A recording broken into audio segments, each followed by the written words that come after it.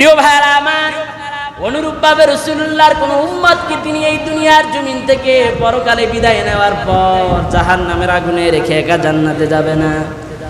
এই জন্যই তো আমার নবীকে বলা হয় শাফিউল মুজনাবিন। রাসূলুল্লাহ হলেন অপরাধীর জন্য সুপারিশকারী। এই দুনিয়ার জমিন থেকে সময়ের ব্যবধানে একটা সময় পৃথিবী ধ্বংস হয়ে যাবে, কথা বলেন ঠিক না? রব্বুল আলামিন কুরআনুল কারীমে বলেন ইয়াউমা ইউনফাখু ফিস সূরি ফাতাতুনা আফওয়াজা।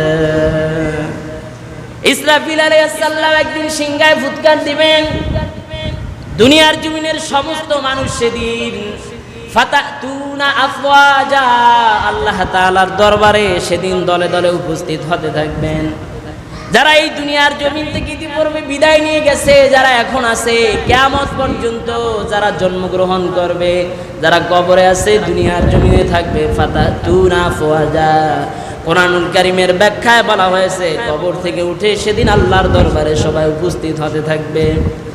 সেদিন আপনার আমার রব দুনিয়ার জমিনের সব মানুষগুলোকে ধ্বংস করার পর কিয়ামতের ময়দানে মানুষগুলোকে সবাইকে দাঁড় করাবেন এবং সেদিন রব্বুল আলামিন ডাক দিয়ে বলবেন লিমানিল মুলকুল ইয়াউম। আজকের এই দিনের রাজত্ব কার? সবাই বলেন রাজত্ব কার?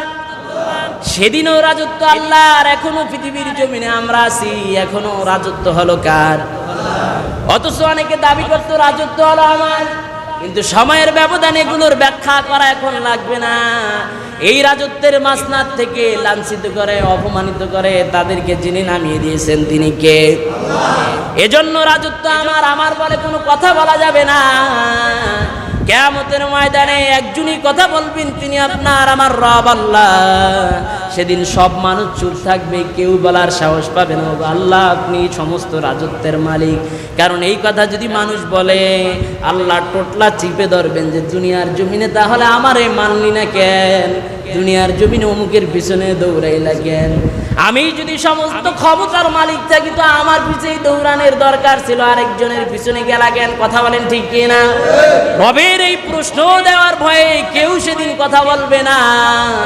আল্লাহ রব্বুল আলামিন নিজেই তার প্রশ্নের জবাব দিয়ে বলবে লিল্লাহিল ওয়াহিদিল কাহ্হার। আজকের এই দিনের রাজত্ব একমাত্র আল্লাহর। এরপর আল্লাহ তাআলা সবাইকে ক্ষমা করে দিবেন না, না। সেদিন রব্বুল আলামিন বলবে ওয়ান্তাজুল ইয়াউমা আইয়ুহাল মুজরিমুন। আজকের এই দিনে যারা পাপিষ্ঠ তোমরা সবাই আলাদা হয়ে যাও, আমি বিচার করে তোমাদেরকে যেন আলাদা করা না লাগে। তোমরা নিজ থেকে আলাদা হয়ে যাও, জাহান্নামের জন্য তোমরা প্রস্তুত হয়ে যাও। এবার সমস্ত পাপীরা আলাদা হয়ে দৌড়ানো শুরু করবে। তাদের মনে পড়ে যাবে আদি পিতা আদম আলাইহিস সালামের কথা।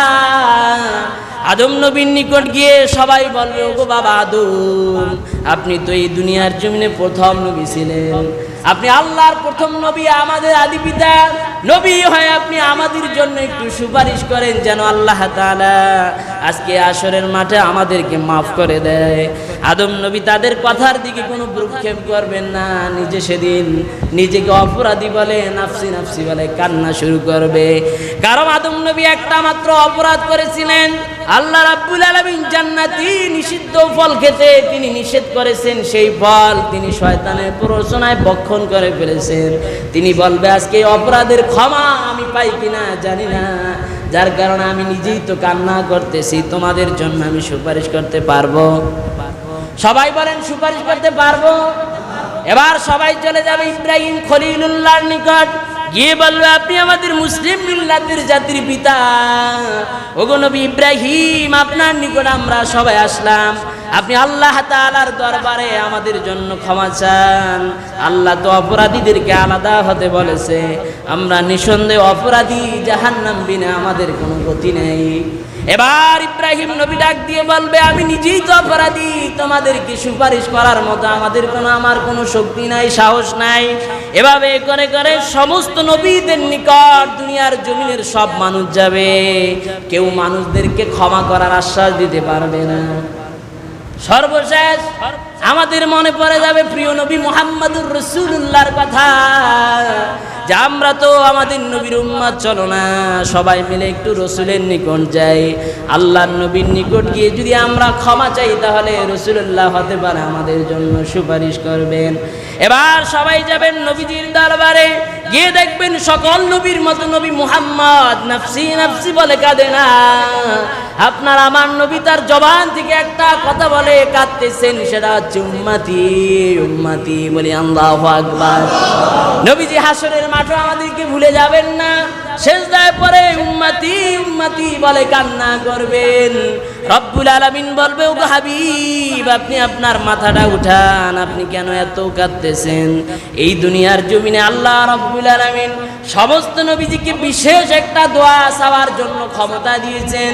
সবাই সবার দোয়াটা এই দুনিয়ার জমিনে করে, সেই নিয়ামত প্রাপ্ত হয়েছেন।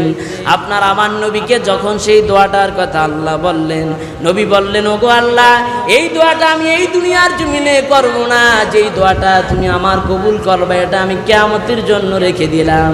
আল্লাহ রব্বুল আলামিন যখন বলবেন, নবী মাথা উঠান, আপনি কেন কাঁদেন? নবীজি বলবেন, ওগো আল্লাহ আমার গুনাহগার উম্মতির জন্য আমি কাঁদি। দুনিয়ার জমিনে আপনি আমাকে একটা দোয়া রেখে দিয়েছেন, বলছেন সেই দোয়াটা কবুল করবেন। আজ হাসরের মাঠে আমি আমার সেই দোয়াটা চাই। আমি চাই আমার দুনিয়ার জমিনের সমস্ত গুনাহগার উম্মতগুলোকে যেন আপনি মাফ করে দেন, তাদেরকে আপনি আযাব না দিয়ে জান্নাতে দেন। আল্লাহ রব্বুল আলামিন সেদিন নবীর কথা পালাতে পারবেন না।